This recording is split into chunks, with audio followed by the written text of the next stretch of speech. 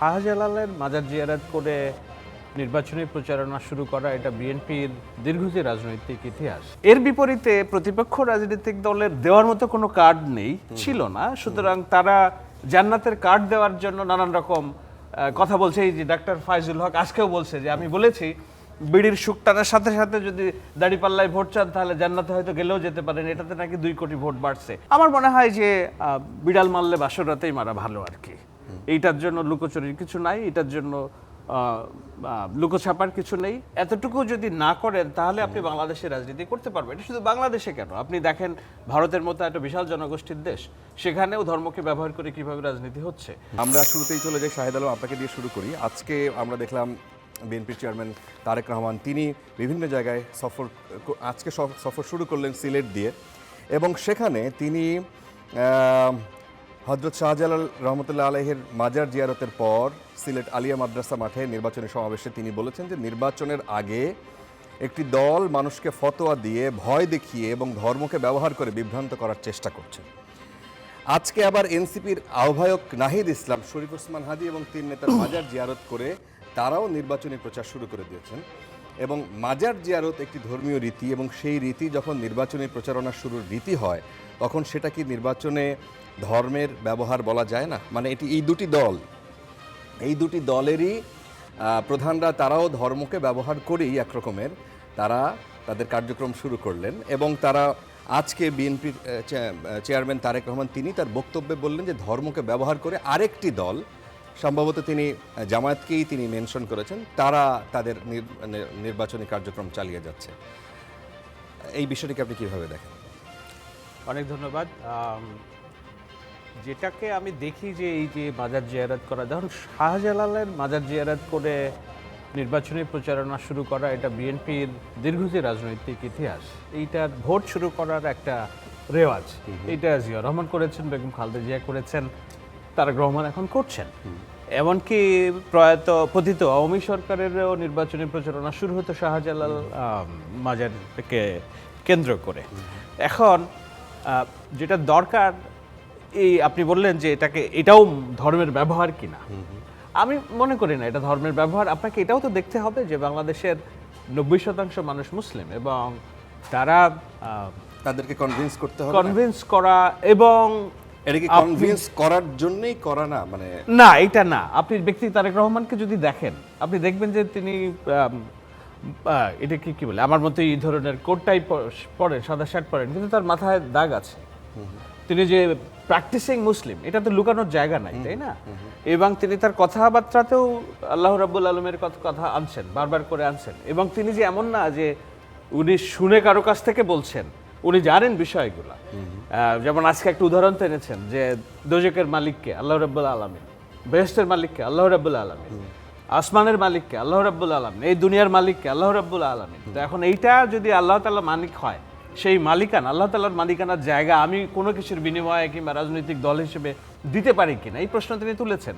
এবং তুলে, হ্যাঁ এটা ঠিক, তিনি একেবারে বিতর্কের একটা দরজাটা ওপেন করে দিয়েছেন।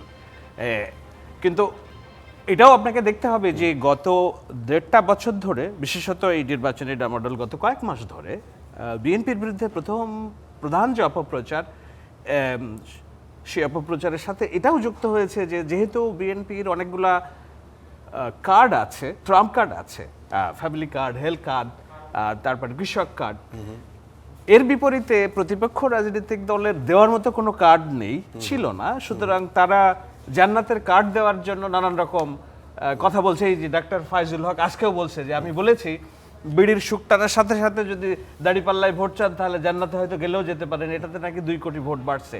তো এই জান্নাতে নিয়ে যাওয়ার জন্য যে কার্ড, সেটা ব্যবহৃত হচ্ছে। এবং স্বভাবতই আমাদের 90% মুসলিমের দেশ, এত বিশাল জনগোষ্ঠী, তারা অত এডুকেটেড না, তারা জানেও না যে, কারণ তারা আর যাই করুক, তারা স্রষ্টার নিয়ম, ধর্ম এবং ইসলাম বিরুদ্ধে কিছু করতে চায় না।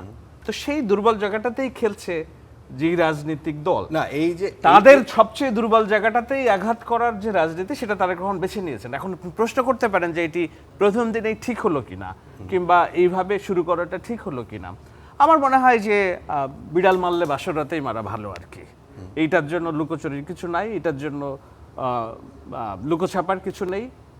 আপনি না, এই প্রশ্ন যখন এই যে ধর্মকে ব্যবহার রাজনীতিতে, এই প্রশ্ন কিন্তু এখন না। আমরা দেখেছি আপনি আওয়ামী লীগের কথা বলেছেন যে সেই সময়ের নেত্রী তারাও সেই সময় ওমরা করে এসে তারপরে মাথায় হিজাব পরে তারাও ভোট চাইতে, মূলত পাবলিককে কনভিন্স করা, তাই তো, পাবলিককে বোকা বানানো, পাবলিককে দেখানো যে হ্যাঁ আমিও মুসলিম তুমিও মুসলিম, ভোটটা যদি আমাদেরকে দাও তাহলে আমরা ইসলামের পথে তোমাদেরকে ধর্মীয় যত রকমের সুযোগ সুবিধা আছে আমরা দেওয়ার চেষ্টা করব, তাই তো? হ্যাঁ। সেই একই ধারায় এই ধারাটা এখনো চলমান কিনা তাই বলেছি। এটা তো কিছুটা চলমান, NCP কিছুটা চলমান, অবশ্যই কিছুটা চলমান। হ্যাঁ, এনসিপির যে নতুন দল তাদেরকেও আমরা সেই ধারাই মোটামুটি দেখলাম। মানে এখানে কি আপনার কোনো সমালোচনার জায়গা আছে না, কিনা? সমালোচনার জায়গা আসলে আপনি এর বাইরে বাংলাদেশের রাজনীতি করতে পারবেন না। আপনি মানে আমি এই ধর্মকে ব্যবহার করে যে রাজনীতি, সেটার একেবারে ঘোর সমর্থন আমি করছি না, কিন্তু আপনাকে এতটুকু যদি না করেন তাহলে আপনি বাংলাদেশের রাজনীতি করতে পারবেন। এটা শুধু বাংলাদেশে কেন, আপনি দেখেন ভারতের মতো একটা বিশাল জনগোষ্ঠীর দেশ, সেখানেও ধর্মকে ব্যবহার করে কিভাবে রাজনীতি হচ্ছে। আমেরিকায় ডোনাল্ড ট্রাম্পের যে নির্বাচনী প্রচার, সেখানে ধর্মকে ব্যবহার করে। আমি তো এটাও দেখেছি যে প্যাস্টর যারা ওই গির্জা এবং ওখানে মৌলভী হিসেবে কাজ করে, ওখানে একটা শব্দ আছে, এটাকে কি জানো বলে, ইভাঞ্জেলিক্যাল। তো এরা কি করে, এরা ডোনাল্ড ট্রাম্পকে ইভেন তারা বলার চেষ্টা করে যে স্রষ্টা প্রদত্ত নবী, ওহি নাজিল হয়েছে ডোনাল্ড ট্রাম্পের উপর, তার ঘাড়ের উপর হাত রেখে তারা রিচুয়াল পালন করে যে কোনো রকম কালো চোখ যেন ডোনাল্ড ট্রাম্পকে তার যে রাষ্ট্র পরিচালনা সেখান থেকে বিচ্যুত না করতে পারে। সুতরাং এই ধর্ম ব্যবহার রাজনীতিতে আছে, সব জায়গাতেই আছে। আমি বরঞ্চ দেখি যে তারেক রহমান খুব কমটা করছেন। আচ্ছা, বরঞ্চ তিনি একেবারে সবাইকে নিয়ে, এবং যে থিম সং ওখানে দিয়েছেন, দেখবেন যে বাংলাদেশে তিনি যে একটা রেইনবো নেশন গড়তে চান, সেটা সমস্ত রিপ্রেজেন্টেশন সেখানে আছে। আচ্ছা, তিনি বারবার বলছেন সকলের বাংলাদেশ। আচ্ছা, আসবো।